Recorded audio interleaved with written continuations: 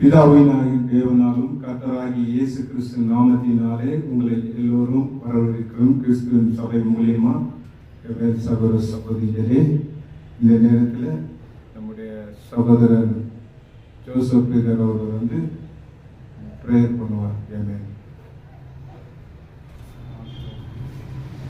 நாம் அனைவரும் எழுந்து நின்று தலைகளை தாழ்த்தி நாம் ஜெபம் செய்வோம்.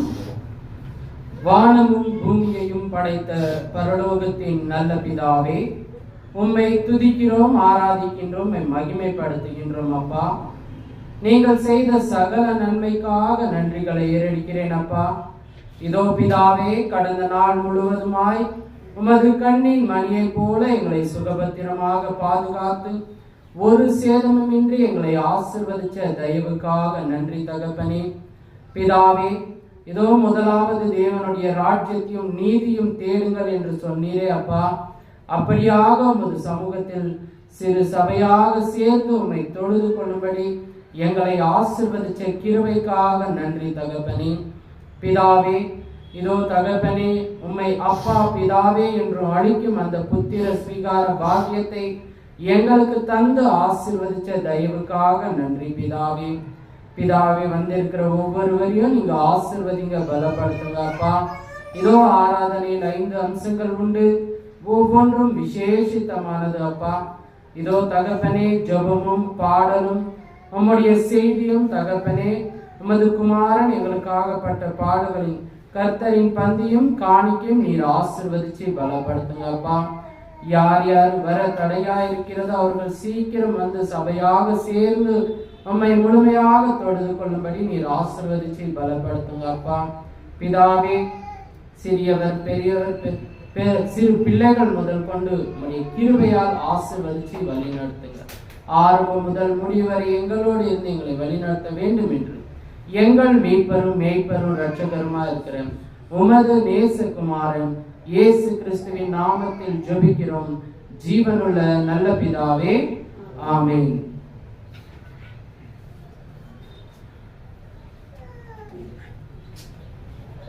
ஜெபித்த சகோதரன் ஜோசப்புக்காக கிறிஸ்துவின் சபையின் மூலமா நன்றி செலுத்துகிறோம். இந்த நேரத்தில் வந்து நாம் தேவனுடைய பாடலை பாடி மகிழ நம்முடைய சகோதரன் ஜோசப் வந்து பாடலை பாடினார். பாடல் தாளிலே 192 பாடல், சத்திய கீதம், பக்தரின் கீதம். இப்படியாக தேவனை மகிமைப்படுத்தும்படி இந்த பாடலை ஏறெடுப்போம்.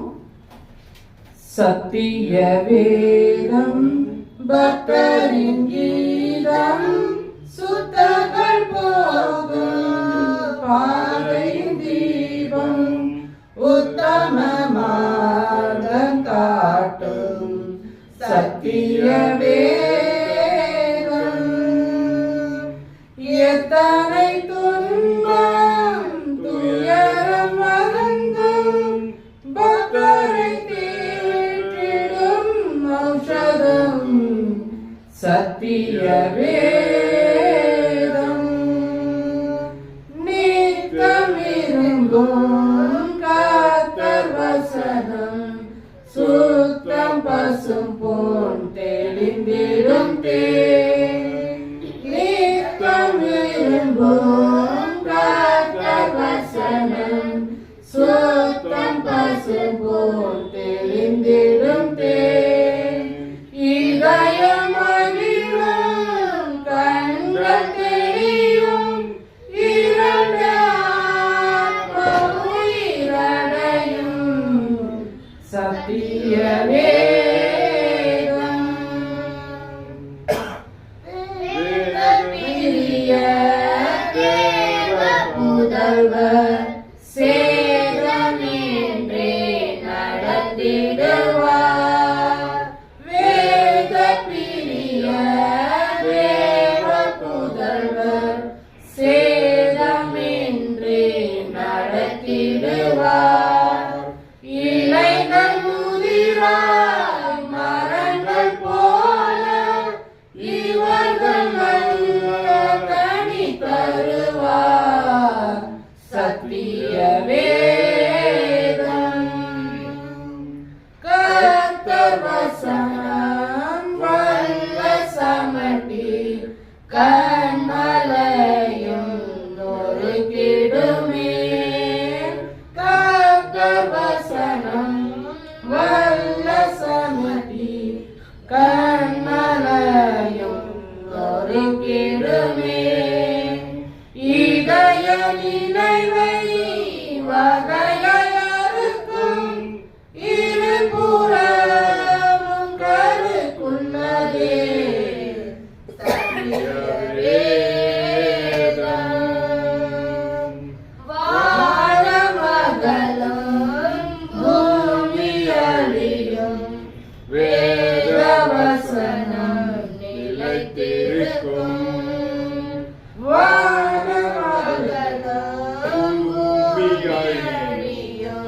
வேத வசனம் நிலைத்திருக்கும். பரமன் வேதம் எனது செல்வம், பரமசந்நிதம் அருளும் சத்திய வேதம். உள்ளமுருக்கும் உறுதியளிக்கும், கள்ளம் கபடம் அகற்றிடும்.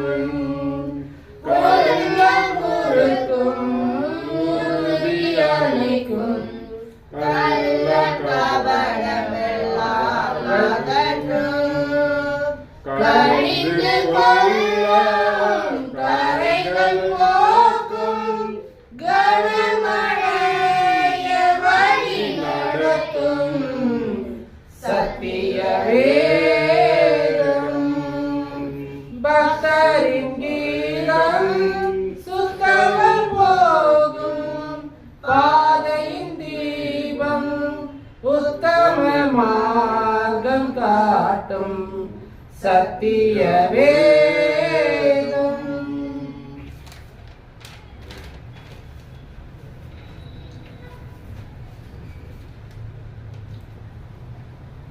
பாடலின் 154 பாடல் புத்தகத்திலே பாடலின் 154 நாம் தெரிந்து கொண்டு தேவனை மகிமைப்படுத்தி இந்த பாடலை ஏறெடுப்போம்.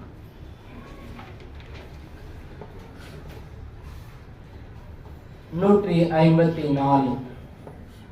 கண்களை ஏறெடுப்பேன்,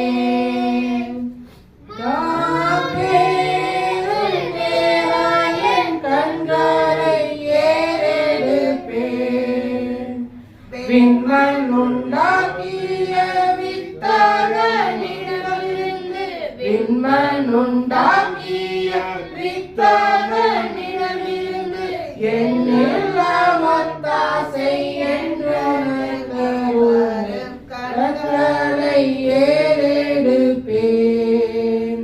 மாபெரும் நேராயன் கண்களை ஏறெடுப்பேன், காலை தள்ளாட ஒன்றார் ஓரங்காது காப்பரை, காலை தள்ளாட ஒன்றார். வேலையில் நின்று இஸ்ரவேலரை காத்தவர், வேலையில் நின்று இஸ்ரவேலரை காத்தவர், காலையும் மாலையும் கண்ணுறங்காதவர் கண்களை ஏறெடுப்பேன்.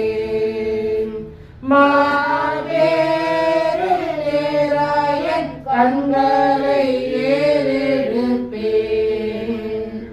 பக்தர் நீலவரே என்னை ஆதரித்திடும், பக்தர் நீலவரே எக்கால நிலைமையும் என்னை சேதப்படுத்தாது, எக்கால நிலைமையும் என்னை சேதப்படுத்தாது. அக்கோலம் கொண்டென்னை அக்காலம் கூறியவை கண்களை ஏறெடுப்பேன். மாபெரும் நேராயன் கண்களை ஏறெடுப்பேன்.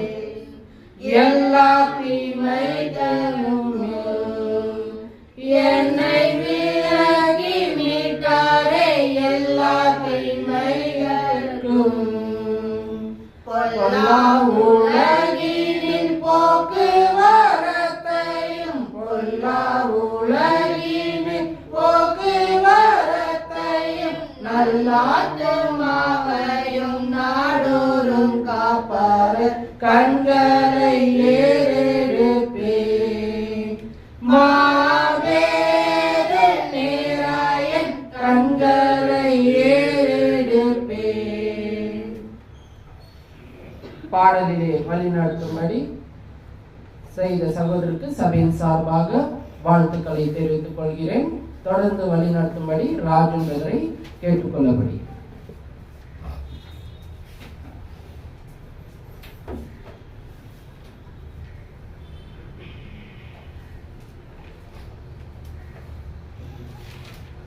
மத்தேயு அதிகாரம் 2வது வசனம் வேத வாசிக்கிறோம் 1 - 5 வரை. ஏரோது ராஜாவின் நாட்கள் யூதாவிலும் பெத்லகேமிலும் இயேசு பிறந்த போது கிழக்கிலிருந்து சாஸ்திரிகள் எருசலேமுக்கு வந்து, யூதரும் ராஜாவாக பிறந்திருக்கிறார், இங்கே கிழக்கிலே அவருடைய நட்சத்திரங்களை கண்டு அவரை பணிந்து கொள்ள வந்தோம் என்றார்கள். ஏரோது ராஜா அதை கேட்டபோது அவனோடு கூட எருசலேம் நகரத்தார் அனைவரும் கலங்கினார்கள். அவன் பிரதான ஆசிரியரும் ஜனத்தின் வேத பாதகரும் எல்லோரையும் கூடி வர செய்து, கிறிஸ்துவானவர் இங்கே பிறந்திருக்கிறார் என்று அவரிடத்தில் விசாரித்தான். அதற்கு அவர்கள், யூதாவில் உள்ள பெத்லகேமிலே பிறந்தார் என்றார். ஆமென்.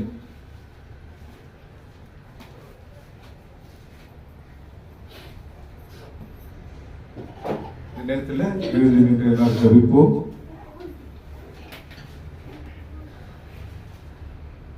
பரலோகத்தில் இருக்கிற மகா பரிசுத்தம் உள்ள தேவனே, அப்பா உமக்கு நன்றி ஸ்தோத்திரம் ஆண்டவரே.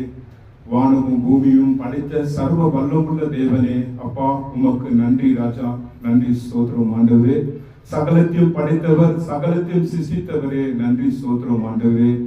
உம்மை என்று வேறு எந்த தேவர்களும் இல்ல ராஜாவே. நீங்களும் வானத்துக்கும் பூமிக்கும் ஆண்டவராய் இருக்கிற சர்வ வல்லமுள்ள தேவனே, உமக்கு நன்றி ஸ்தோத்திரம் ஆண்டவரே. வானத்திலிருந்து எங்களை பாதுகாத்து, இரவுக்கு இரவுமாக பகலுக்கு பகலுமாக எங்களை பாதுகாத்து எங்களை வழிநடத்தி கொண்டு வருகிற தேவனே, அப்பா உமக்கு நன்றி ஸ்தோத்திரம் ஆண்டவரே. தகப்பனே, எங்களுக்கு தேவையானது ஒரு நாளும் ஒரு நிமிடமும் எங்களுக்கு ஆகாரம் கொடுத்து எங்களை பாதுகாத்து எங்களை வழிநடத்தி கொண்டு வருகிற தேவனே, அப்பா உமக்கு நன்றி ஸ்தோத்திரம் ஆண்டவரே. இந்த நேரத்தில் வாரத்தில் முதலாம் நாள் தகப்பனே, உங்களை நாங்கள் ஆராதிக்க வந்திருக்கிற தகப்பனே, நீங்க எங்களோடு பேசும்படி சகலம் கொடுக்கிற வார்த்தை மூலியமா நீங்க எங்களோடு பேசும்படி தகப்பனே, வார்த்தை மூலியமா தகப்பனே எங்க இதயத்தில மாற்றி எங்களோட புது மனுஷனா நாங்க வாழ இந்த உலகத்துல தகப்பனே, உலகத்தில் உபத்திரங்கள் உண்டு, நான் இந்த உலகத்தை ஜெயித்தேன் என்று சொன்ன தேவனே, அப்பா இந்த உலகத்தை ஜெயிக்க தகப்பனே, உங்களுடைய பரிசுத்த ஆவி உங்களுடைய வசனம் எங்களை வழி நடத்தும் தகப்பனே, அப்பா உமக்கு நன்றி ஸ்தோத்திரம் ஆண்டவரே. தகப்பனே, இரவும் பகலும் எங்களை தாய் தகப்பனை போல நான் உன்னை நேசிக்குவேன் என்று சொன்ன தேவனே, அப்பா உமக்கு நன்றி ஸ்தோத்திரம் ஆண்டவரே. தகப்பன் பிள்ளைக்கு இறங்குறது போல நான் உங்களுக்கு இறங்குவேன் என்று சொன்ன தேவனே, அப்பா உமக்கு நன்றி ஸ்தோத்திரம் ஆண்டவரே. ஸ்தோத்திரம் தகப்பனே. இந்த சர்வீஸ் நீங்க நடத்தி கொடுக்கும்படி உங்களுக்கு கேட்டுக்கொள்ளுகிற தகப்பனே, நீங்களே இந்த இடத்துல எங்களுக்கு ஆண்டவரே பேசும்படி ராஜா உமக்கு நன்றி ஸ்தோத்திரம் ஆண்டவரே. எல்லாம் அல்ல இயேசுவின் நாமத்தினால் ஜெபிக்கிற நல்ல பிதாவே, ஆமென். இந்த நேரத்தில் நமக்காக தேவ செய்தி கொடுக்கிற சகோதரன் ஜோசப் வரும்படி கேட்டுக்கொள்கிறேன்.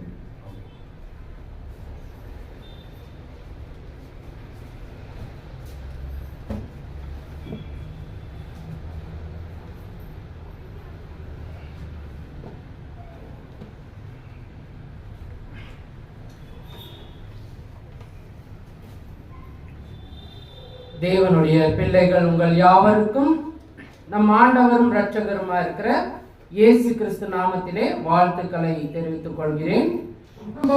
ஆதியாகமம் 22ஆம் அதிகாரம், ஆதியாகமம் பழைய ஏற்பாடு 22ஆம் அதிகாரம் 7 நம்ம பார்ப்போம். நம்ம வாசிக்கலாம். அப்பொழுது ஈசாக்கு தன் தகப்பனாகிய ஆபிரகாமை நோக்கி, என் தகப்பனே என்றார். அதற்கு அவன், என் மகனே இதோ இருக்கிறேன் என்றார்.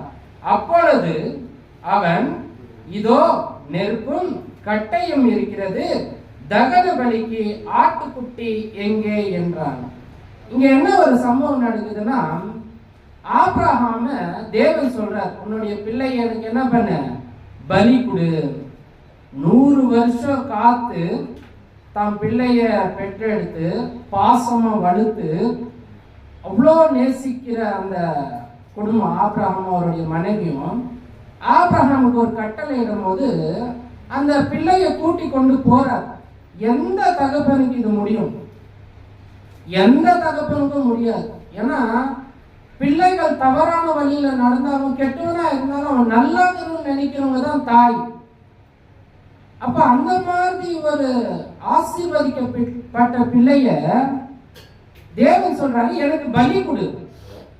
அப்ப அவர் என்ன பண்றாருன்னா, வெயிட்டன் போகும்போது தான் பிள்ளைகிறாரு, என் பிள்ளை சாக போறது கூட அவனுக்கு தெரியல, நான் கூட்டிட்டு போறேன், ஆனா அவன் பலி எங்கன்னு கேட்கிறான, அவனைதான் நான் பலியா கொடுக்குறேன் போது அந்த தகப்பனுடைய இருதயம் எப்படி நோய் இருக்கும் பாருங்க, அவர் எப்படி குமரி இருக்கு பாருங்க. ஒரு தகப்பனா இருந்து நம்ம யோசிச்சு பார்த்தா நம்மால நினைச்சு கூட பார்க்க முடியாது. தான் பெத்த புள்ளிய எடுத்துன்னு போய் கத்தி எடுத்து குத்தி சாகடிக்கணும்னு எந்த தகப்பனும் தாயும் நினைக்க மாட்டாங்க. அப்போ அவர் கூட்டின்னு போறாரு, அந்த குழந்தை கேக்குது, அந்த பையன், எங்கப்பா ஆட்டுக்குட்டி எங்க? இப்போ ஒரு இருதயத்துல நினைக்கிற சொல்றாரு, தேவன் தருவாரு. அப்ப அவங்க என்ன பண்றாரு பாருங்க, 22ஆம் அதிகாரம் 10வது வசனம் பாருங்க. பின்பு ஆபிரகாம் குமாரனை வெட்டும்படிக்கு தன் கையை நீட்டி எடுத்தான், கத்தியை எடுத்தான். அப்பொழுது கர்த்தருடைய தூதனானவர் வானத்திலிருந்து ஆபிரகாமே என்று கூப்பிட்டார். என்ன நடக்குது? ஒரு மண்பாண்டமான சரீரம், ஒரு ஆபிரகாமுக்கு கொடுத்த சட்டம், அவனை போய் நீ பலி கொடுக்கணும்னு சொல்லும் போது அவன் கத்தி எடுத்து தான் பிள்ளைய குத்துற நேரத்துல தேவனுடைய இரக்கம் எப்படி இருக்குதுன்னா, நீ அவனை குத்தாதப்பா, உன்னுடைய விசுவாசத்தை நான் பார்த்தேன், உன்னுடைய அன்பு எனக்கு தெரியும், அதனால அவனை குத்தாத. இப்போ சாதாரண ஒரு மனிதனுக்கு, மனிதனுடைய பிள்ளைக்கு அவன் சாகக்கூடாதுன்னு நினைக்கிறது தான் தேவன். அவன் ஒண்ணுமே ஆகக்கூடாது, அவன் வாழ்க்கை நல்லா இருக்கணும் அப்படின்னு நினைக்கிறது தான் தேவன்.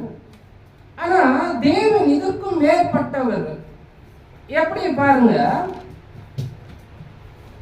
அதே தேவன் தான் நம்மளுடைய பாவங்களுக்கு, நாம செஞ்ச அக்கிரமங்களுக்கு என்ன பண்றாரு பாருங்க.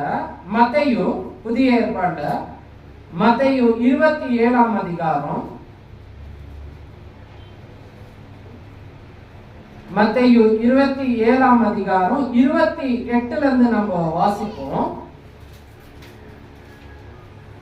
அவர் வஸ்திரங்களை கிழித்தார், சிவப்பான மேலங்கியை அவருக்கு உடுத்தி, முள்களால் ஒரு முடியை பின்னி அவர் சிரசின் மேல் வைத்து, அவர் வலது கையில் ஒரு கோலை கொடுத்து, அவர் முன்பாக முழங்கால் படியிட்டு, யூதருடைய ராஜாவே வாழ்க என்று அவரை பரியாசம் பண்ணினார். என்ன நடக்குது பாருங்க. அங்க ஆபிரகாமுடைய பிள்ளைய, ஒரு சாதாரண மண்ணு, அந்த மண்ணுக்கு ஒரு சரீரம் தேவன் கொடுத்து ஆசீர்வதிச்ச அந்த பிள்ளைய அவன் சாகடிக்கிறான்னு நினைக்கும் போது தேவதூதர் வந்து சொல்றார், வாங்கப்பா, அவனை கொலை பண்ணாத, அவனை சாகடிக்காத, பலி கொடுக்காத. ஆனா நாம செஞ்ச அக்கிரமம் பாவம் நம்மளால எண்ணவே முடியாது, தேவனுக்கு முன்பாக மலைய போல இருக்குது. ஆனா தேவன் தன்னுடைய குமாரனை, அவர் ஆதி முதல் கொண்டு அவரோடு இருந்து உலகத்தை அவர் மூலியமாக சிருஷ்டித்து எல்லாவற்றையும் படைத்து அவர் தேவனுக்கு சமமாய் இருக்கிறார். அவரை தேவன் சாதாரண மனுஷனுக்காக உலகத்தில் அனுப்புறார். அவர் வஸ்திரங்களை கிழித்து, தேவகுமாரன் இயேசு கிறிஸ்து வஸ்திரங்களை கிழித்து சிவப்பான மேலங்கியை உடுத்தி, அவருக்கு உடுத்தி, முள்களால் ஒரு முடியை பின்னி, அந்த முள்ளு வரலாறுல சொல்றாங்க, முள்ளுன்றது 2 இன்ச்சுக்கு அளவு இருக்குங்களா அது. அப்ப அந்த தலையில குத்தப்படும் போது பாருங்க, நம்ம நர்வு சும்மா ஒரு தலைமை வந்தாலும் என்ன ஆகுதுங்க, தாங்க முடியறதில்ல. ஆனா அந்த தலையில குத்தும் போது 2 இன்ச்சு குத்தும் போது எப்படி இருக்கும், சுத்தி தலை சுத்தி குத்துது. ஆனா இவருக்கு அத்தனை முன்ன தலையில இறங்குது. அவர் எவ்வளவு ஒரு துடிச்சிருப்பாரு, எவ்வளவு ஒரு வலி இருக்கும் அவருக்கு. நாம தான் சாதாரண முள்கீரிடம் வச்சுட்டாங்கன்னு சொல்லிட்டு வாயால சொல்லிட்டு போயிடுவோம். அப்படி கிடையாது. அந்த முள்ளு குத்தும் போது உள்ள அந்த ரத்தம் வரும், அந்த வேதனை, அந்த கஷ்டம், அந்த துன்பம் அவர் யாருக்காக சகிச்சாருங்க? அந்த தாய் அந்த மகனை காப்பாத்தினாங்க, சிரிச்சுனே இறந்தாங்க. அப்படிதான் நமக்காக வரப்போற சந்ததிக்காக தன்னைத்தானே பலியாக ஒப்பு கொடுக்கும்படி, தேவனுடைய சட்டத்தை நிறைவேற்றும்படி அத்தனை பாடுகள் சகித்தார். அவர் என்ன பண்றார் பாருங்க, அவர் சிரசின் மேல் வைத்து அவர் வலது கையில் ஒரு கோலை கொடுத்து அவர் முன்பாக முழங்கால் படியிட்டு யூதருடைய ராஜாவே வாழ்க என்று அவரை பரியாசம் பண்ணினார்கள். அவரை கேலி வேற பண்றாங்க. அவர் 1 செகண்ட்ல நினைச்சிருந்தா என்ன பண்ணிருக்கலாம், எல்லாரையும் அழிச்சிருக்கலாம். ஏன்னா அவர் தேவனுடைய குமாரன், சகல அதிகாரம் உள்ளவர். அவர் ஏன் தேவனுடைய வார்த்தைக்கு கீழ்பட்டு நம்மளுடைய பாவம் போக்கணும்னு அவர் தாழ்ந்து போறாரு. ஆனா இந்த பலிக்கு யாரும் இன்னைக்கு முக்கியத்துவம் கொடுக்கிறது. ஆனா இயேசு கிறிஸ்து நமக்காக இவ்வளவு பாடுகள் பட்டு பலியானாருன்னு யாருமே விசுவாசிக்கிறது.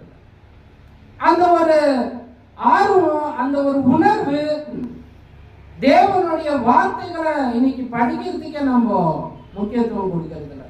பாருங்க, அதற்கு பின்ன என்ன நடக்குது, 30வது வசனம். அவர் மேல் துப்பி என்ன பண்றாருன்னு பாருங்க, இயேசு கிறிஸ்துவ துப்புறாங்க. இவ்வளவு பெரிய விஷயம் பாருங்க. அதெல்லாம் அந்த கோலை எடுத்து அவர் சிரசில் அடித்தார்கள்.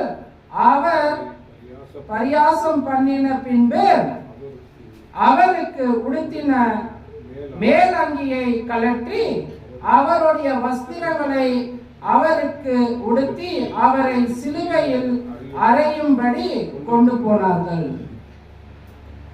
இந்த வசனம் நம்மளுக்கு என்ன உணர்த்துது, அவரை துப்புறாங்க. இன்னைக்கு யாருன்னா ரோட்ல போறவங்க ஏதோ தெரியாம துப்பிட்டு நம்ம மேல விழுதா இன்னும் ஒரு கோபம் வருது, அது அப்படியே பொங்குது அந்த வெறி. ஆனா இயேசு கிறிஸ்துவ காரி துப்பும் போது கூட அவர் அமைதியா இருக்கிறார்.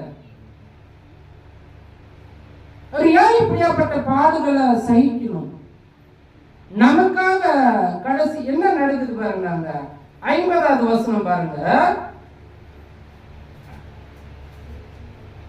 மத்தேயு 27:50. இயேசு மறுபடியும் மகா சத்தமாய் கூப்பிட்டு ஆவியை விட்டார். அவரு தொண்டெல்லாம் ரொம்ப காஞ்சிட்டு இருந்துச்சு. அவர் தண்ணி கேட்கும் போது அவங்க காடியை கொடுக்குறாங்க. அவருக்கு அவ்வளோ ஒரு, ஏன்னா அந்த சிலுவையில தொங்கின்னு இருக்கிறாரு, ரத்தம் ஒழுகுது, தலையிலேருந்து ரத்தம் ஒழுகுது, சாட்டையால் அடிச்சு அவர் உடம்பெல்லாம் அப்படி சரீரம் துன்புறுத்தப்பட்டது. அவருக்கு சக்தியே இல்லை, பேசுறதுக்கு அவங்க வார்த்தையே இல்லை, அந்த நிலைமையில இருக்கிறாரு. அப்ப அங்க என்ன நடக்குது, அவரு மகா சத்தம் இடுறாரு. ஏன்னா அவரால் முடியல, அவரு அவ்வளோ கஷ்டப்படுறாரு. ஏன்னா அங்க இருக்கிறவங்களை பார்த்து சொல்லுவார் ஒரு விஷயம், இவர்கள் செய்வது என்னதென்று அறியாதிருக்கிற இவர்களை மன்னியுங்கள். இவ்வளோ பெரிய மனசு பாருங்க. அந்த வார்த்தை வரணும். அந்த நிலைமையில அந்த சிலுவையில தொங்குற இயேசு கிறிஸ்து ரத்தத்தையும் அந்த தலையில முள்கீரிடத்தையும் கைகள்ல ஆணி அடிச்சு அவரால் முடியல. அந்த நிலைமையில சொல்றாரு, பாவிகளை பார்த்து சொல்றாரு, இவர்களை மன்னியும் தகப்பனேங்கிறார். அப்படியாப்பட்ட வாரத்தின் முதல் நாள் நம்ம கூடி கர்த்தரின் பந்தியில கை கொள்றதுன்னா மிகப்பெரிய விஷயம். இதையெல்லாம் நம்ம சேர்த்து ஒரு 105 படகு கூட இல்ல. அப்படியாப்பட்ட ஒரு தேவனுடைய குமாரன் நமக்காக மரித்து இருக்கிறார், பலியா இருக்கிறார். வாரத்தின் முதல் நாள் அதை நம்ம நினைவு கூறும்படி தேவன் அழைக்கிறார். ஆனா நிறைய கிறிஸ்தவர்களுக்கு இது என்ன இல்லைங்க, ஞாபகமே இல்லை. இன்னொரு வசனத்தை கூட நம்ம வாசிப்போம்.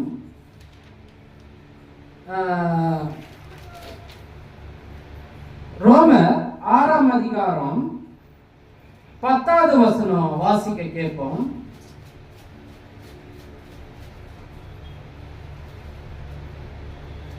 அவர் ரோமர் 6ஆம் அதிகாரம் 10, 11 அவர் மரித்து பாவத்துக்கென்று ஒரே தரம் மரித்தார், அவர் பிழைத்திருக்கிறது தேவனுக்கென்று பிழைத்திருக்கிறார். நீங்களும் உங்கள் பாவத்துக்கு மரித்தவர்களாகவும் நம்முடைய கர்த்தராகிய இயேசு கிறிஸ்துவுக்குள் தேவனுக்கு ஏற்ற பிழைத்திருக்கிறவர்களாகவும் எண்ணிக்கொள்ளுங்கள். இப்ப என்ன சொல்றாருங்க, இயேசு கிறிஸ்து நமக்காக பாடுகள் பட்டு பலியானார். அவர் ரத்தத்தையும் மாம்சத்தையும் அவர் ஜீவனையும் நமக்காக கொடுத்தார்.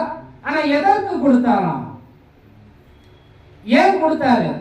இங்க வசனம் சொல்றது பாருங்க, அவர் மரித்து பாவத்துக்கென்று ஒரே தரம் மரித்தார். நம்முடைய பாவத்துக்கென்று ஒரே வசதம் மரித்தாரு. அவர் பிழைத்திருக்கிறது தேவனுக்கு என்று. இப்ப நான் பிழைத்திருக்கிறது யாருக்கு? ஞானஸ்தானம் பெற்ற ஒவ்வொரு கிறிஸ்துவின் சகோதர சகோதரிகளும் தேவனுக்கு என்று பிழைத்திருக்கிறோம். அந்த வாரத்தின் முதல் நாளிலே சபை கூடி வரும்போது அந்த நேரத்தையும் பரிபூர்ண ஆராதனையும் நம்ம பங்கு பெறும்படி தேவனை மகிமைப்படுத்தும்படி தான் இங்க வந்து உட்காரும். அப்ப அவங்க சொல்றாரு, அப்படியே நீங்களும் உங்கள் பாவத்திற்கு மரித்தவர்களாகவும் நம்முடைய கர்த்தராகிய இயேசு கிறிஸ்துவுக்குள் தேவனுக்கென்று பிழைத்திருக்கிறவர்களாகவும் எண்ணிக்கொள்ளுங்கள். நாம தேவனுக்கு தான் பிழைத்திருக்கிறோம், இனி யாருக்கும் கிடையாது. வாசிங்க எபிரேயர் 9ஆம் அதிகாரம் 14வது வசனம்.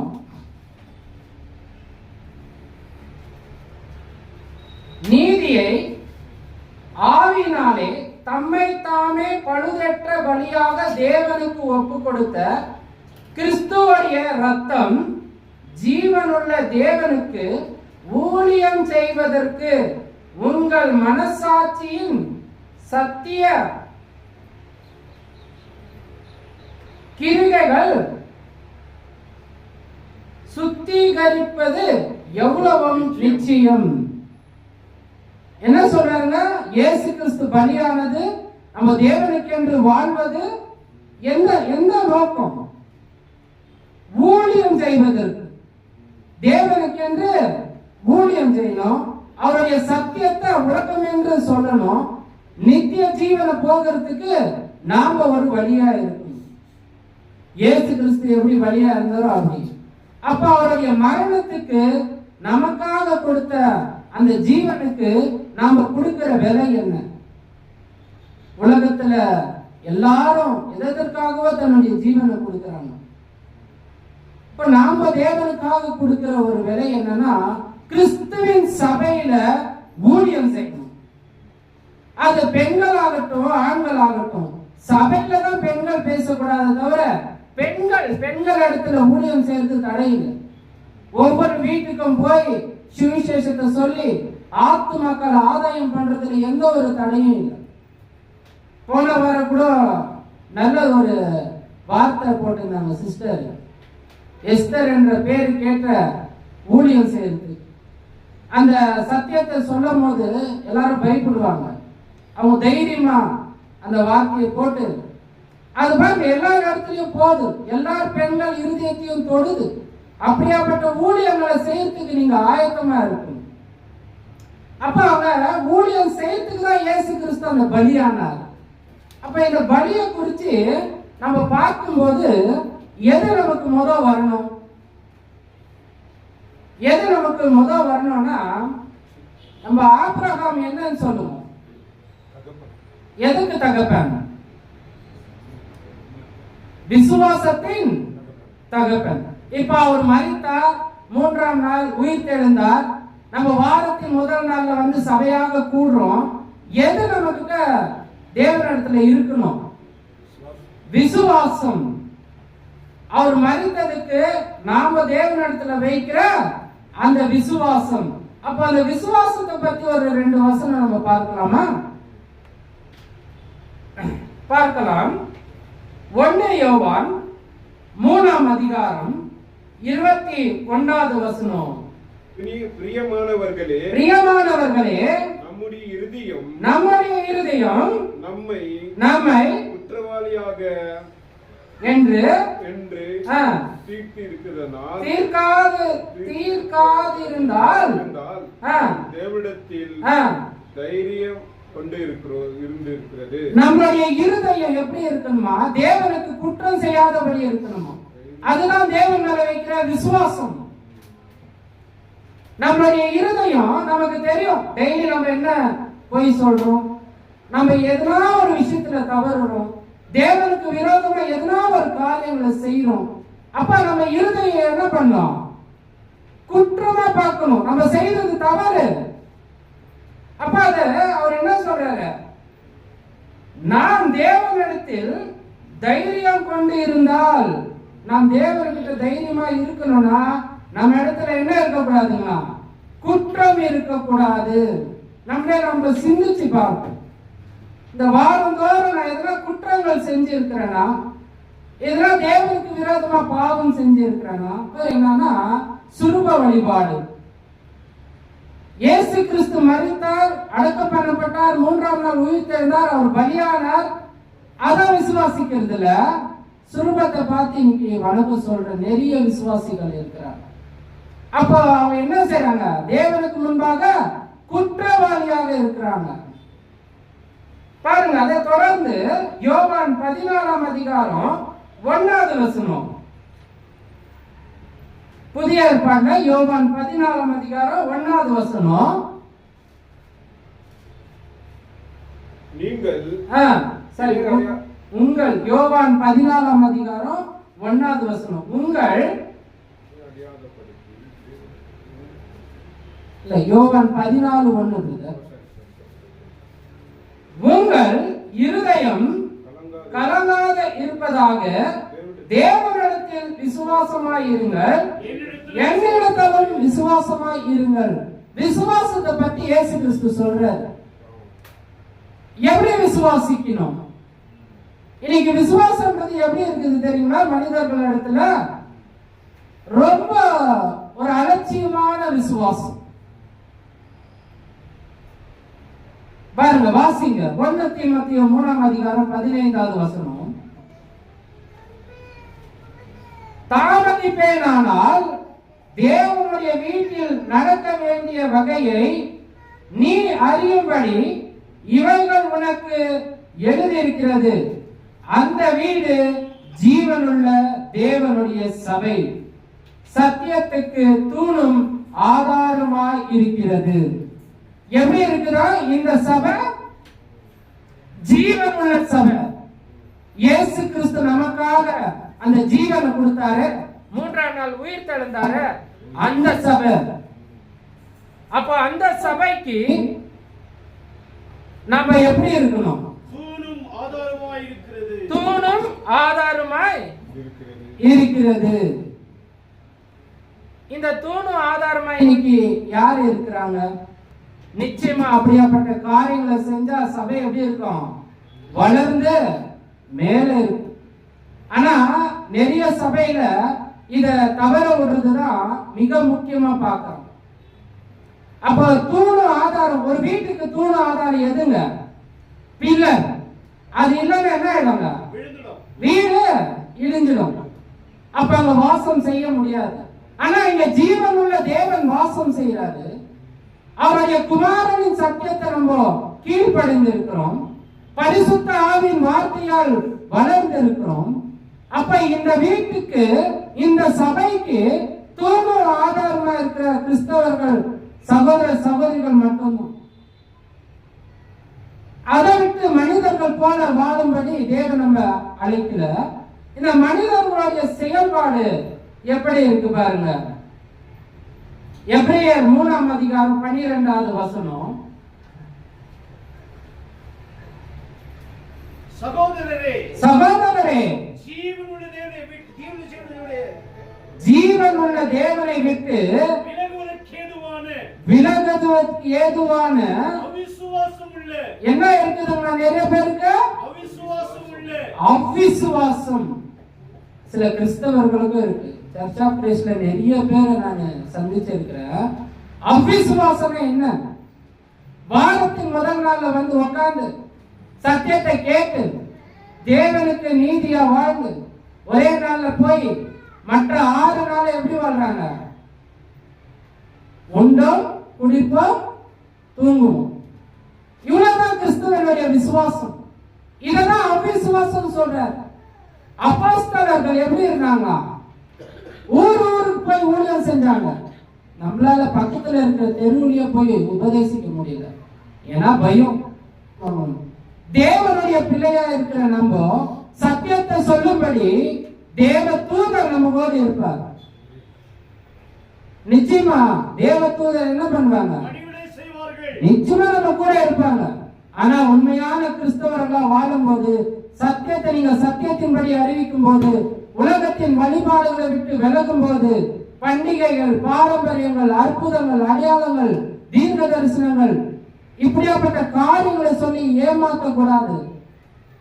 ஏன்னா தேவன் கொடுக்கிற ஆசீர்வாதம் வேற, மனிதனால கொடுக்கிற பொய்யான உபதேசமே வேற. ஒருவேளை அவன் சொல்லிட்டு அது நடக்கலன்னா உன்னை என்ன சொல்லிடுவாங்க? அவிசுவாசிடுவாங்க. ஏன்னா அவங்களுடைய உபதேசம் அப்படிதான். ஒரு விஷயத்த சொல்லுவாங்க, அது நடக்கலன்னா நம்மளால என்ன பண்ணிடுவாங்க?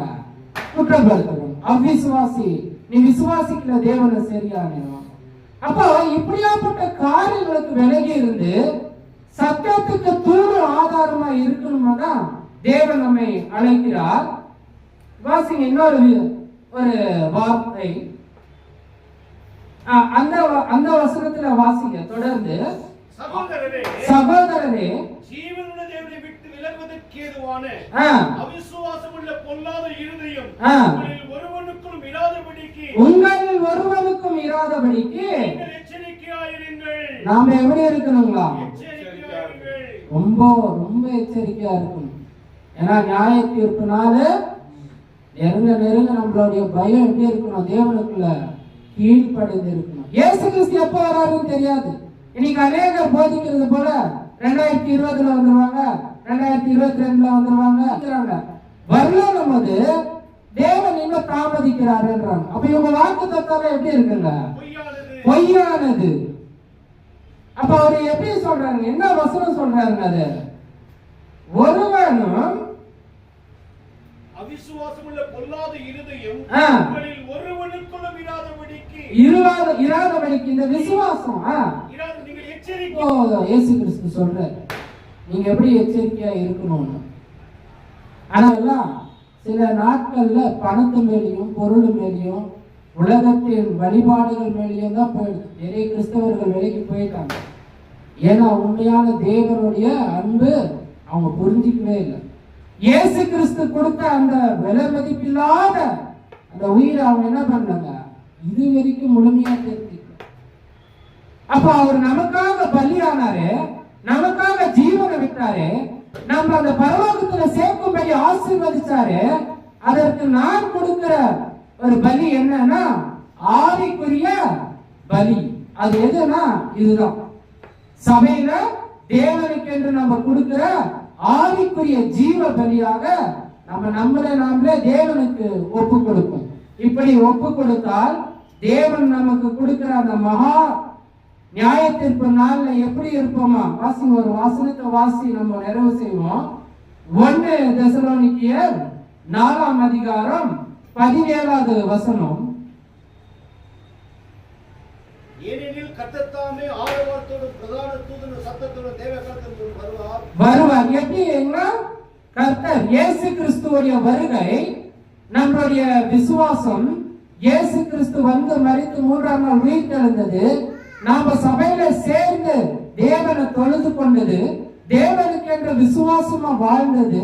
எப்படி நோவா விசுவாசமா 100 வருஷம் அவர் எப்படி இருந்தாரு? அந்த பேழைய கட்டினார். அவ்வளவு விசுவாசம். ஜனங்க நம்பல. ஐயா இவரு என்ன மழை வந்து உலகம் எல்லாம் தண்ணீர் வந்தது எல்லாரும் செத்துருவாங்கன்னா இவர் ஒரு பைத்தியக்காரனா பார்த்தாங்க. ஆனா விசுவாசம் உள்ள நோவா என்ன பண்ணாருங்க, வேலையை கட்டி தான் குடும்பத்தை என்ன பண்ணாருங்க, காத்தார். அப்ப அவர் விசுவாசித்தார், தேவன் சொன்ன வார்த்தைய விசுவாசிச்சார். ஆபிரகாம் என்ன பண்ணாருங்க, விசுவாசித்தார். அதான் அவர் இருந்த ஊரை விட்டு எல்லா சொத்து சொகத்தையும் விட்டு தேவன் சொன்ன இடத்துக்கு அவர் என்ன பண்ணாருங்க, கீழ்ப்படிந்து புறப்பட்டு போனார். யோபு என்ன பண்ணாருங்க, எல்லாவற்றையும் இழந்தாலும் அவரு தன்னுடைய சரீரத்துல புல்கள் வந்தாலும் தன்னுடைய மனைவி அவரை தூஷித்தாலும் அவர் யாரை தூஷிக்கலங்க, தேவன் கொடுத்தார், கர்த்தர் கொடுத்தார், கர்த்தர் எடுத்துக்கொண்டார், கர்த்தருடைய நாமத்துக்கு ஸ்தோத்திரம். அவர் விசுவாசித்தாருங்க. எல்லாவற்றையும் இழந்தாலும் அவர் விசுவாசித்தார். நாம எப்படி விசுவாசிக்கணும்? இயேசு கிறிஸ்து எல்லாவற்றையும் கொடுத்து நம்மள மீட்டு எடுத்தாரு. நாம எப்படி விசுவாசிக்கணும்? அந்த விசுவாசத்தை சபையில காட்டணும். அப்ப அந்த சபையில நம்ம நடந்த விதம் எச்சரிக்கையோடு தேவனுடைய சத்தியத்தோடு நம்ம வாழும்போது நமக்காக வைத்திருக்கிற ஒரு இடம் தான் அந்த 1 தெசலோனிக்கேயர் 4ஆம் அதிகாரம் 17வது வசனத்துல சொல்றாரு, கிறிஸ்துவுக்குள் மரித்தவர்கள் எழுந்திருப்பார்கள், பின்பு உயிரோடு நாம் கர்த்தருக்கு எதிர்கொண்டு போக மேகங்கள் மேல் ஆகாயத்தில் எழுந்தருளப்பட்ட இவ்விதமாய் கர்த்தருடனே கூட இருப்போம். நாம யாரோடு இருப்போங்க?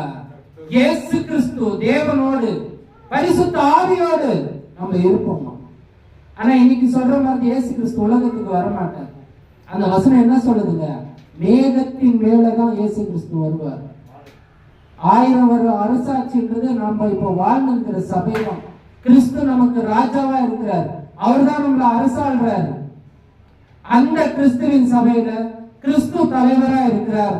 அவருக்கு நம்ம கீழ்பட்டு தேவனுடைய வார்த்தையின்படி சபையில வாழ்வோம். ஒரு நாள் நிச்சயமா நியாயத்திற்கு இருக்கும். அக்னியும் கந்தகம் எரிகிற கடல் தேவையா, இல்ல நமக்கு பரிசுத்தமான நம்மளுடைய தேவனிடத்துல போய் வாசம் பண்றது நமக்கு தேவையா?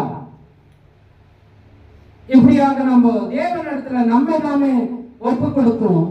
ஒரே ஒரு வசனம் பாருங்க, அது ரொம்ப தெளிவா நம்மளை போதிக்குது.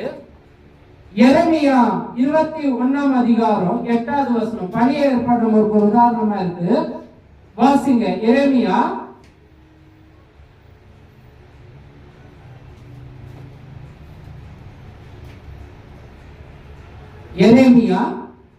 21ஆம் அதிகாரம் 8வது வசனம். பின்னையும் அவர் இந்த ஜனங்களை நோக்கி, இதோ நான் உங்களுக்கு முன்னே ஜீவ வலியையும் மரண வலியையும் வைக்கிறேன், கர்த்தர் சொல்கிறார். உங்களுக்கு முன்பாக வச்சிருக்கிறார். ஜீவ வலி வேணுமா, மரண வலி வேணுமா? எதை நீங்க தேர்ந்தெடுக்கிறீங்க? ஜீவ வலி வேணும்னா கிறிஸ்து கொடுத்த அந்த பலி, நாம தேவன் மேல வச்சிருக்கிற விசுவாசம், நம்ம நியாய தீர்ப்பு நாள்ல போகிற இடம், இத நம்பி பரலோகத்துக்கு போவோம். அதுதான் ஜீவ பலி.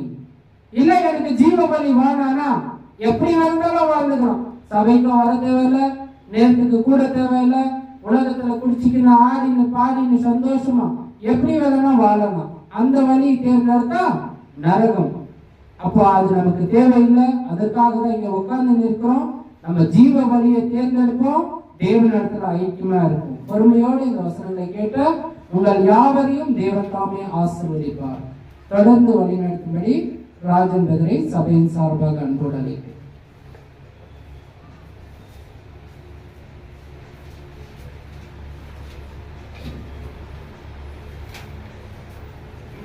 தேவ செய்தி கொடுத்த சகோதரன் ஜோசப்பிற்காக கிறிஸ்துவின் சபை மூலியமா நன்றி செலுத்துகிறோம். அவர் கொடுத்த வசனம் வேத வசனம் ரொம்ப உற்சாகமான வார்த்தைகளை அவர் கொடுத்தார். ஆபிரகாம் தேவன் உங்களோட மகனை நீ பலி கொடு அப்படின்னு சொல்ல ஒரு 100 வருஷம் ஆகி கூட அந்த மகனை பலி கொடுக்க அவர் தயாரா இருந்தார். அப்படி பார்க்க சொல்ல தேவன் நீயே உங்க மகனை பலி கொடுக்க சொல்ல, நான் என் மகனை பலி கொடுக்கிறேன். ஒரே குமாரனை இந்த உலகத்துக்கு அனுப்பி நம்முடைய பாவத்துக்காக சிலுவையில் மறுத்து 3ஆம் நாள் உயிர்த்தெழுந்தார். அவருடைய அன்பு, தேவனுடைய அன்பு வெளிக்காமித்தார். என்னன்னு சொல்ல நன்றி செலுத்துகிறோம்.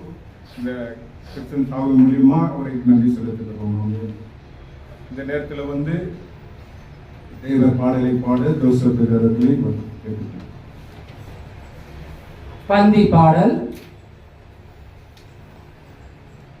157. பந்தி பாடல். நெஞ்சத்திலே தூய்மை உண்டோ? அனைவரும் சேர்ந்து பாடுவோம். நெஞ்சத்திலே தூய்மை உண்டோ? இயேசு அழைக்கிறார். நொறுங்கொண்ட நெஞ்சத்தையே இயேசு அழைக்கிறார். நெஞ்சத்திலே தூய்மை உண்டோ? இயேசு வருகிறார்.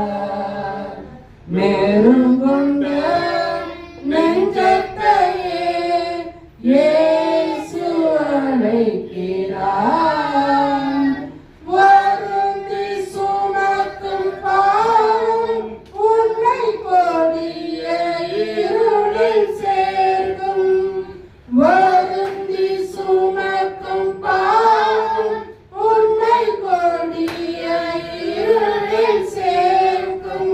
செய்த பாவம் இனி போதும், செய்த பாவம் இனி போதும். அவர் சமூகம் வந்து சேரும், அவர் சமூகம் வந்து சேரும். நெஞ்சத்திலே தூய்மை உண்டோ? இயேசு வருகிறார். நொறுங்கொண்ட நெஞ்சத்தையே இயேசு அழைக்கிறார். குருதி சிந்தும் நெஞ்சம் உன்னை கூர்ந்து நோக்கும் கண்கள். குருதி சிந்தும் நெஞ்சம் உன்னை கூர்ந்து நோக்கும் கண்கள். செய்த பாவம் இனி போதும், செய்த பாவம் இனி போதும். அவர் சமூகம் வந்து சேரும், அவர் சமூகம் வந்து சேரும். நெஞ்சத்திலே தூய்மை உண்டோ? இயேசு வருகிறார். நொறுங்கொண்ட நெஞ்சத்தையே இயேசு அழைக்கிறார்.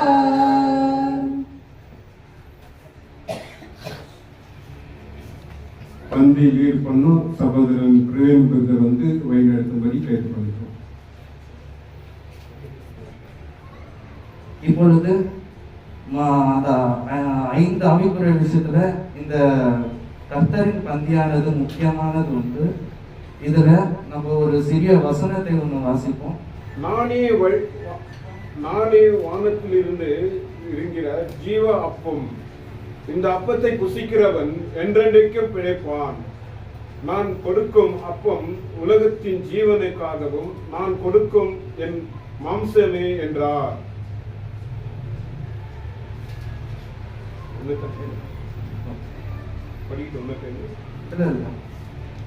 இப்பொழுது அப்பத்திற்காக ஒரு ஜபத்தை ஜபிக்கும்படி ஜோசப் பிரதரை அழைப்போம்.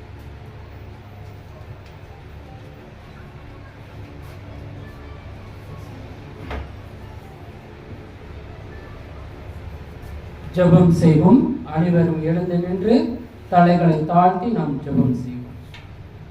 அன்பின் பரலோகத்தின் பரிசுத்த நல்ல பிதாவே, இந்த அருமையான வாரத்தின் முதல் நாள்ல அப்பா நாமும் கூடி வந்து உம்மை தொழுது கொள்ளும்படி ஆசீர்வதிச்ச கிருபைக்காக நன்றி தகப்பனே. இதோ தகப்பனே, இந்த நாளிலும் நாங்கள் பங்கு பெற்ற 5 அம்சங்களில் ஒன்று உம்முடைய குமாரன் எங்களுக்காக பட்ட பாடுகளை ஞாபகத்தில் கொள்ளும்படி எங்களை நீர் ஆசீர்வதிச்ச தயவுக்காக நன்றி தகப்பனே. இதோ இயேசு கிறிஸ்துவை சாட்டையால் அடித்தார்கள், அவர் மாம்சம் கிழிக்கப்பட்டது. அதற்கு மாதிரியாக வைத்திருக்கிற இந்த அப்பத்தை நீங்க ஆசீர்வதிங்க, பலப்படுத்துங்க. இயேசு கிறிஸ்து மூலமாக ஜெபிக்கிறோம் ஜீவனுள்ள நல்ல பிதாவே, ஆமென்.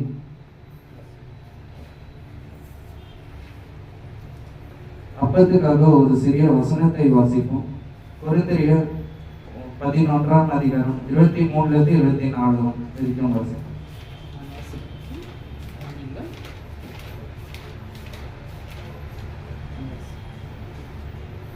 1 கொரிந்தியர் 11ஆம் அதிகாரம் 23 24 வரை. நான் உங்களுக்கு ஒப்புவித்ததை கர்த்தரிடத்தில் பெற்றுக்கொண்டேன். என்னவென்றால், கர்த்தராகிய இயேசு தான் காட்டி கொடுக்கப்பட்ட அன்று ராத்திரியிலே அப்பத்தை எடுத்து ஸ்தோத்திரம் பண்ணி அதை பிட்டு, நீங்கள் வாங்கி புசியுங்கள், இது உங்களுக்காக பிக்கப்படுகிற என்னுடைய சரீரமாக இருக்கிறது, என்னை நினைவு கூறும்படி இவை செய்யுங்கள் என்றார்.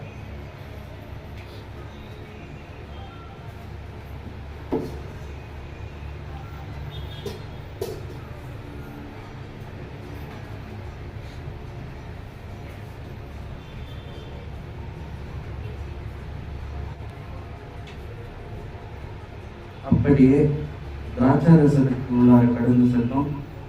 திராட்சை ரசத்துக்காக ஒரு பிரதரை ஜபிக்கும்படி கேட்டுக்கொள்கிறேன்.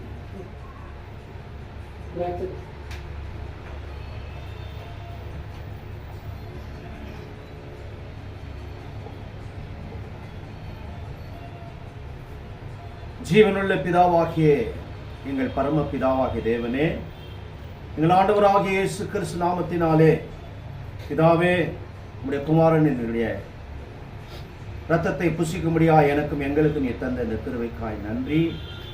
இதை நாங்கள் உட்கொண்டு பயத்தோடு பக்தியோடு உட்கொண்டு கிறிஸ்து வருகை மட்டும் தேவன் கொடுக்க ஜீவன காலம் முழுதும் சபை கூடுதலை விட்டு விடாதபடி இந்த 5 அம்சங்களை நாங்கள் கடைபிடித்து நடக்கும்படியா உதவி செய்யும்.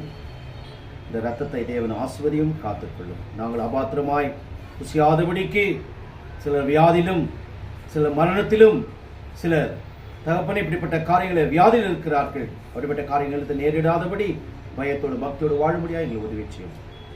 கிறிஸ்துவின் ரத்தத்தை ஆசீர்வதியும் காத்துக்கொள்ளும். எங்களை காத்துக்கொள்ளும் பலப்படும். இரட்சகராக இயேசு கிறிஸ்து வழியாய் வேண்டிக் கொள்கிறோம் எங்கள் பரலோகத்தின் நல்ல தந்தையே. திராட்சரசத்துக்காக ஒரு வசனத்தை வாசிப்போம். 1 கொரிந்தியர் 11ஆம் அதிகாரம் 23-24 வசனம். ஜெபம் பண்ணிய பின்பு அவர் அந்தபடியே பாத்திரத்தை எடுத்து, இந்த பாத்திரம் என் இரத்தத்தினால் ஆகிய புதிய உடன்படிக்கையாய் இருக்கிறது, நீங்கள் இதை பானம் பண்ணும் போதெல்லாம் என்னை நினைவு கூறும்படி இதை செய்யுங்கள் என்றார்.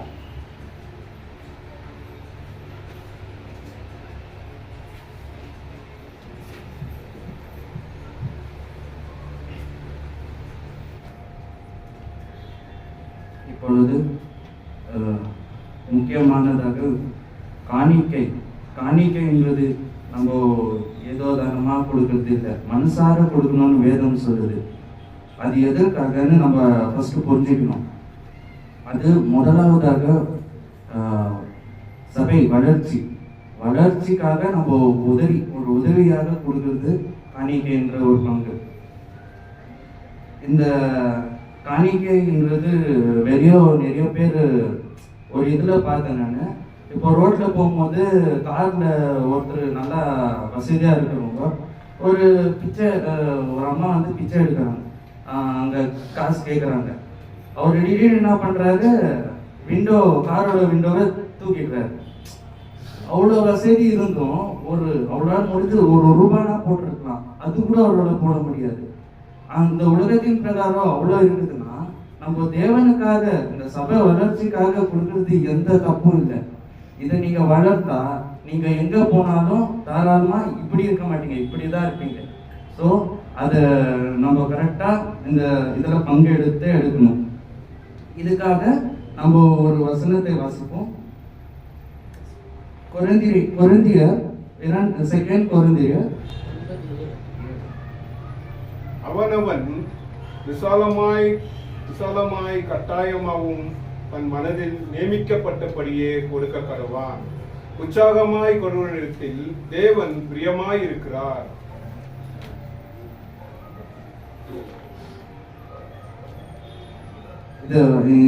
இந்த வசனம் என்ன சொல்லுதுன்னா, நம்ம உற்சாகமா கொடுக்கணும். ஏதோ யோசிச்சு ஏதோ தானமா நம்ம கொடுக்க கூடாது. உற்சாகமா கொடுத்தா தேவன் நம்மளை ரெட்டிப்பா ஆசீர்வதிப்பார். இது நிறைய இடத்துல நீங்க பார்க்கலாம். எக்ஸோடஸ்ல பார்க்கலாம், மலாய்ச்சியில பார்க்கலாம், லூக்ல பார்க்கலாம். காணிக்கைன்றதும் வேதம்ல ரொம்ப முக்கியமானது. இந்த காணிக்கைக்காக ஒரு ஜபத்தை ஜபிப்போம்.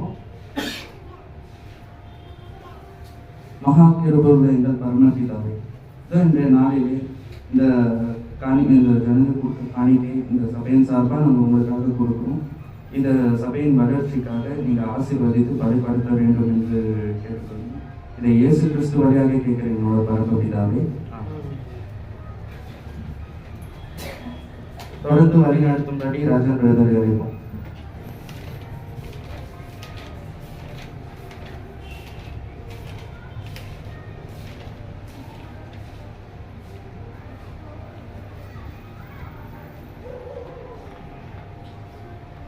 காணிக்கை கொடுத்த சகோதரர்களுக்காக மிக்க நன்றி செலுத்துகிறோம். இந்த நேரத்தில் வந்து நம்முடைய சகோதரன் ஜோசப் பிரதர் வந்து லாஸ்ட் முடிக்கப்பட்ட பிரேயர்.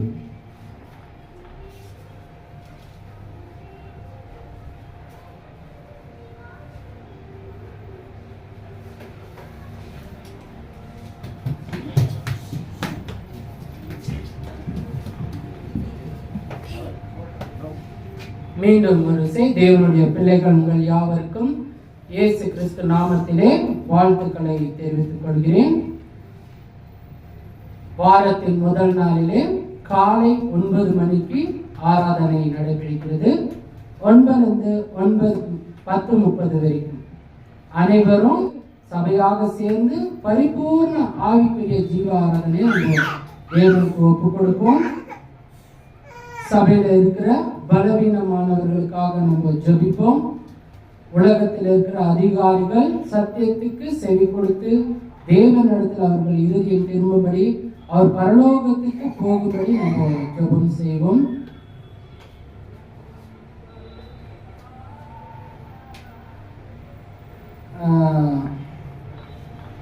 சபை வளர்ச்சிக்காகவும் நம்ம தேவனிடத்தில் ஜெபிப்போம். நம்ம நிறைவான ஜெபத்தில் வழி நடத்தும்படி இமானுவேல் பிரதரை சபையின் சார்பாக அழைக்கிறோம். அனைவரும் எழுந்து நின்று தலைகளை தாழ்த்தி நாம் ஜெபம் செய்வோம். ஜெபம் செய்வோமாக. இஸ்ரவேலின் ஜெயபலமான எங்கள் பரலோகத்தின் நல்ல பிதாவே, எங்கள் ஆண்டவரும் எங்கள் இரட்சகரும் எங்கள் மீட்பருமாகிய இயேசு கிறிஸ்துவின் மூலமாய் இந்த வாரத்தின் முதல் நாளிலே எங்களை கொண்டு வந்து உங்களுடைய நாமத்தை நாங்கள் மகிமைப்படுத்த வேண்டும் என்று, உங்களுடைய சித்தத்தை நிறைவேற்ற வேண்டும் என்று எங்களை முன் குறித்தவர், எங்களை அழைத்தவர், எங்களை தெரிந்து கொண்டவர், உங்களுடைய நாமத்துக்கு மகிமை செலுத்துகிறோம். நாங்கள் வாரத்தின் முதல் நாளிலே தவறிவிடாதபடி, எந்த காரியத்தை நாங்கள் செய்யாதபடி, இந்த நாளை நாங்கள் விசேஷ விதமாக எண்ணி இதை நாங்கள் வாழும்படியாய் எனக்கு எங்களை புதிய ஏற்பாடு கட்டளையிட்டிருக்கிறீர். உங்களுக்கு நன்றி செலுத்துகிறோம். பிதாவே, உடைய வார்த்தையை நாங்கள் கேட்டது மாற்றமல்ல, கிறிஸ்து ரத்தத்தை புசித்தது மாற்றமல்ல, கிறிஸ்து ரசத்தை புசி மாற்றமல்ல, காணி கொடுத்து மட்டுமல்ல, அது உண்மையும் உத்தமத்திலே எங்களை ஜீவ வழியாய் அர்ப்பணம் செய்யும்படியாய் எங்களுக்கு உதவி செய்த தயவுக்காய் நன்றி. உடைய வார்த்தைகளை நாங்கள் கேட்டது மாத்திரமல்ல, அதன்படி நடக்கும்படியாய் எங்களை ஒப்புக் கொடுக்கிறோம். யோவான் 15 வாசிக்கிறோம், நீங்கள் என்னிலும் என் வார்த்தைகள் உங்கள் நிலத்திருந்தால் நீங்கள் கேட்டுக்கொள்ள எதுவாக உங்களுக்கு செய்யப்படும் சொன்ன தேவன் உங்களுக்குள் வார்த்தைக்குள் நாங்கள் எப்போது சுகித்து மகிமையாய் மகத்துவத்தின் தேவனை மகிமைப்படுத்தும்படியாய் ஒப்புக் கொடுக்கிறோம். தடைப்பட்ட பிள்ளைகளை தேவன் தாமே அவளுக்கு முன்குறித்து அழைத்தீர் என்று பயம் பக்தியோடு தேவனுடைய சமூகத்திலே வந்து தேவநாமத்தை மகிமைப்படுத்தும்படியாய் உதவி செய்யும், காத்துக்கொள்ளும். வேத வசனங்களை கொடுத்த அருமையான ஜோசபையும் காத்துக்கொள்ளும், குடும்பத்தை ஆசீர்வதியும், எங்களை ஆசீர்வதியும், கிருபையும் இரக்கம் செய்யும். எங்களை தாழ்த்துகிறோம், வெறுமையாக்குகிறோம். எபிரேயர் 3:12 சொன்னபடி, சகோதரரே, ஜீவனுள்ள தேவனை விட்டு விலகுவதற்கு ஏதுவான அவிசுவாசம் உள்ள பொல்லாத இருதயம் உங்களில் ஒருவனுக்குள்ளும் இராதபடிக்கு எங்கள் எச்சரிக்கையாக இருக்க சொன்ன தேவன் எச்சரிக்கையோடு இருந்து நாங்கள் காத்துக்கொள்ளும்படியாய் வழிநடத்தும், கிருபை செய்யும். எங்களை தாழ்ப்படிந்து ஒப்புக் கொடுக்கிறோம், துதிக்கிறோம், ஸ்தோத்திரிக்கிறோம், மகிமைப்படுத்துகிறோம். ஆண்டவராக இயேசு கிறிஸ்து மூலமாய் வேண்டிக் கொள்கிறோம் எங்கள் பரலோகத்தின் நல்ல பிதாவே.